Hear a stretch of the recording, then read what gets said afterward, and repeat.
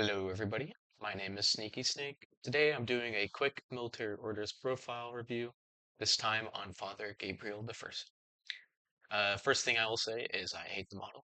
Um, I think some people like it, but yeah, not the biggest fan. It's like okay, but it's really not my favorite. And also his icon is terrible. Um, so yeah, that's all I have to say about that. Anyway, without further ado, let's get on to the profile. Okay, so a little note here. I used to really not like Gabriel the Fersen. He's gotten a series of buffs over the course of N5. And yeah, I think also the changing of like the N5 meta has really made him come out and stand as like a actually really good piece. Um, and yeah, I'll be the first to say that I've definitely changed my mind about this guy. I've used him a lot recently, and he is really nice. He actually does a lot. He's very tanky, and he can just bring a lot of capability to any like list that he's put into. So yeah. So to get into his pros, he has a really good stat block. He's fast. He's got good BS, good PH. He's got really good whip. He's got good armor and BTS, and he's two wounds as well. Yeah, he's got like probably one of the best stat blocks I've I mean, yeah, maybe like aside from Joan, but yeah, just a very good stat block. He also has stealth. And this is actually very important because he's a hacker.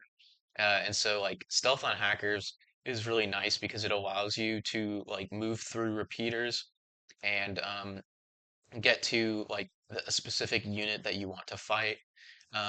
Yeah, I just very good to have stealth on a hacker. He also is a very good hacker. He has a hacking device and upgrade Trinity.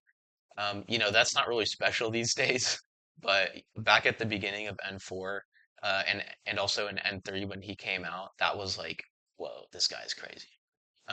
Now it's obviously not as special because there's a ton of hackers with Trinity, but he's still really good.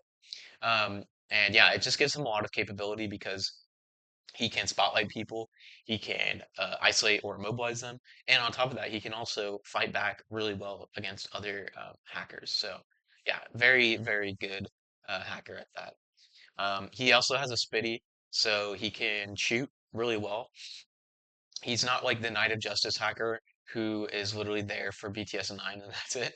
Like this guy actually brings along a hacker, or I mean, like a gun that he can use. And so yeah, it's a really nice option.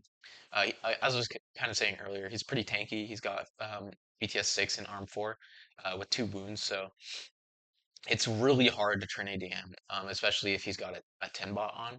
Like you're saving on 15s and below, and on top of that, you have two wounds. So this guy is just not ever getting hacked. Um, and then if you try to like isolate or immobilize him, like you're on, he's probably going to be with the 10 bot, and yeah, anyway, it's hard. This guy is like he's very good at being like an anti-hacking threat. Um, he is fast. He recently got 6-2 move, and it's been really big. Him being fast is great because 6-2 move is the type of thing that you really want on a gunfighter, and that is really nice to have on like a hacker. And the fact that he's both, it means he's kind of getting like double like benefits out of being a fast mover. Um, because it means you're more likely to be able to get into repeater range in one short skill. You're more likely to be able to get into gunfighting range in one skill. Yeah, just overall like really nice to be super fast. Um, He's also very good lieutenant option. I think I kind of discounted it at first, but honestly, the more I've taken him, the more I'm like, huh, this guy just like never dies unless I'm dumb. And I am dumb, so he does die. But like, and if I play him well and conservatively, he can do a lot of things while also not dying.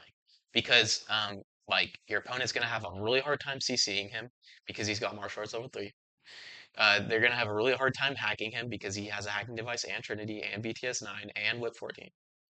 And on top of that, he's just uh, yeah, a good gunfighter. So you can put him up and he'll be able to win a lot of engagements. So yeah, just a really, really nice option.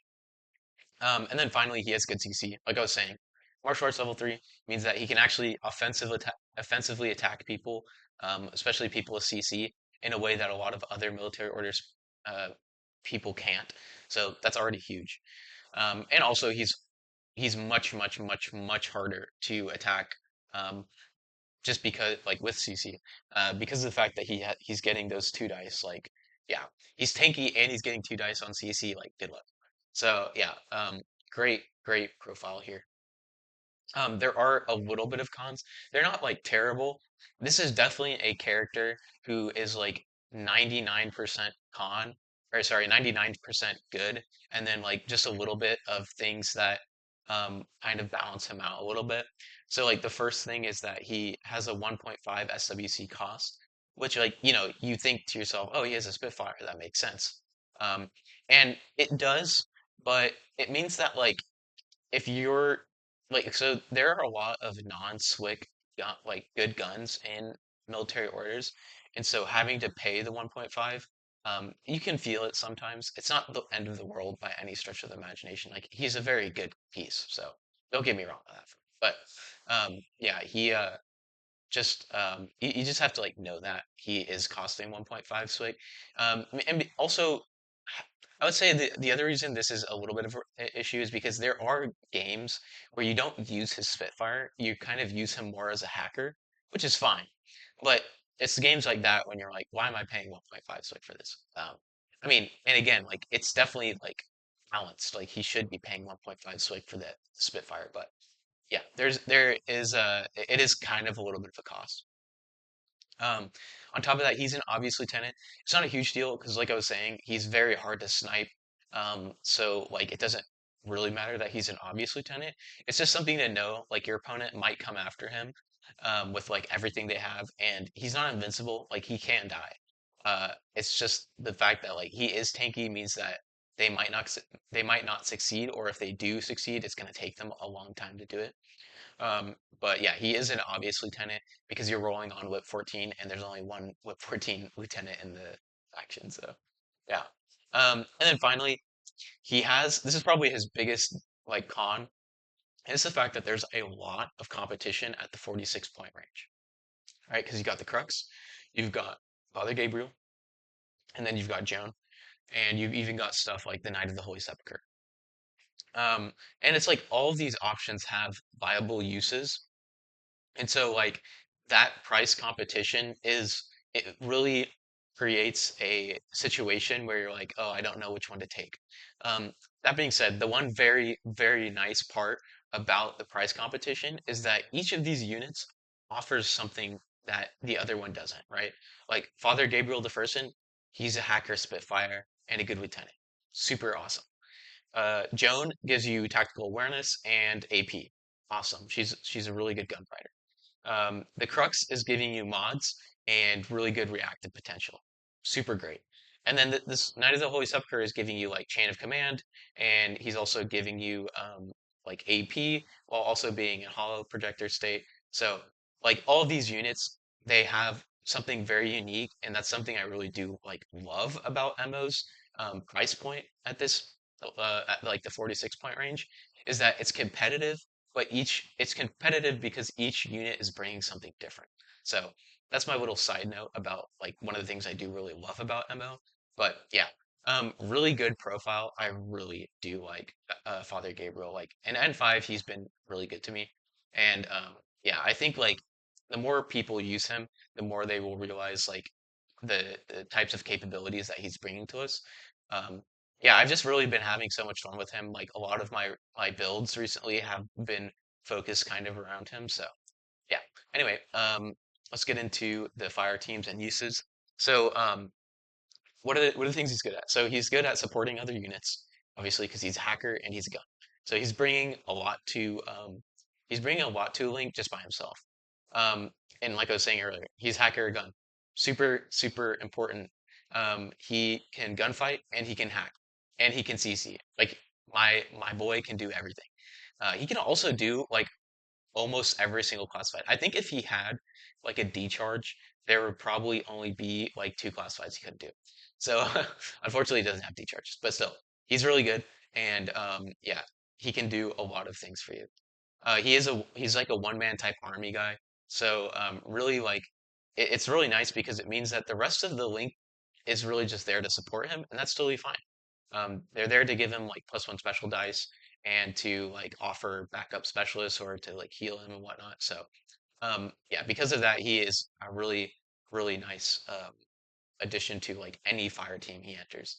And then he also, again with the fire teams, he's a wild card, so he can fit into any fire team. Really, there's only two that I like to take him in, but that's totally fine. He can only be taken in those because he's a wild card. But yeah. Going on to the fire teams, we have two here. The first one is a Harris team.